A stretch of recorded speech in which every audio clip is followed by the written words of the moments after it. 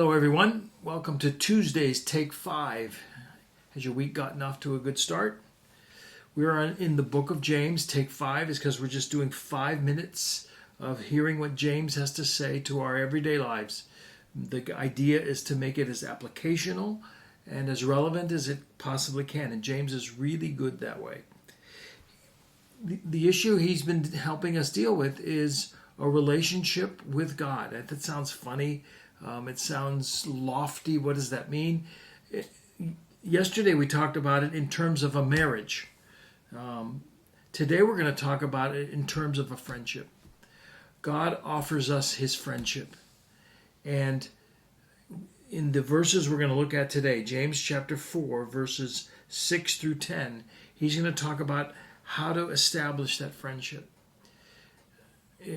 One word: grace. You don't earn that friendship. You don't fight for that friendship.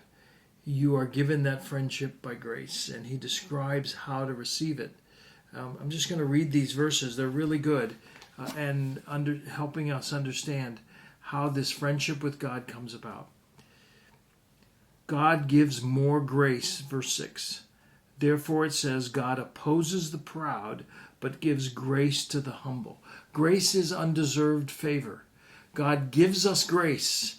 It's what he offers us. It has to be received. The friendship with God comes through grace. But here's how it's received.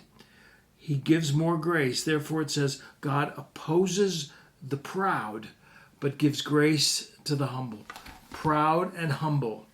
If I am proud, if I think really highly of myself, if I think I'm really big stuff and I've got the greatest thing going, grace and friendship with God is impossible. God opposes the proud, but he gives grace to the humble. The humble means I really see myself as I should see myself. Not much. Especially in God's spotlight in a shadow. Humble means I see others better than myself. I consider others' rights greater than mine. That's humble. God gives grace to the humble. The proud don't need friendship with God. They've got it on all their own. They can earn it, or so they think. But God gives grace to the humble. And then he gives 3 couplets describing how to receive that grace, how to appropriate that humility. And here's what they are. 3 couplets, 2 things each time. First of all, here's the first one. Submit yourself, therefore, to God. That's the heading of the whole thing. How does someone become humble? Submit yourself to God. His ways, his character, his word. Submit yourself, therefore, to God. First couplet. Resist the devil, and he will flee from you. Draw near to God, and he will draw near to you. Let's sit on that one for a minute. Resist the devil, and he will flee from you. This side. Draw near to God, and he will draw near to you. Resist the devil. What are those areas of temptation that are always calling you, always drawing you? Maybe it's materialism. Maybe it's that food. Maybe it's that relationship. Maybe it's that thing you look at on your computer. Resist the devil. Resist it. Turn away from it.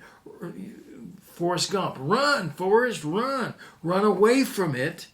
Resist the devil, and he will flee from you. If you give in to those temptations, if you step toward them, look out. Resist the devil. Go the other direction, and he will flee from you.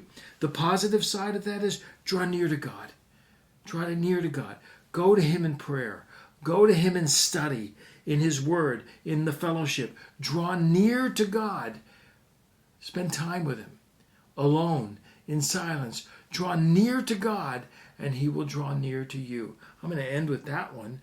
What we are learning is friendship with God comes by grace. Grace comes to the humble, not to the proud. The idea of receiving grace through humility, submit to God. And then 3 couplets that help us understand that submission. All we looked at was the first one.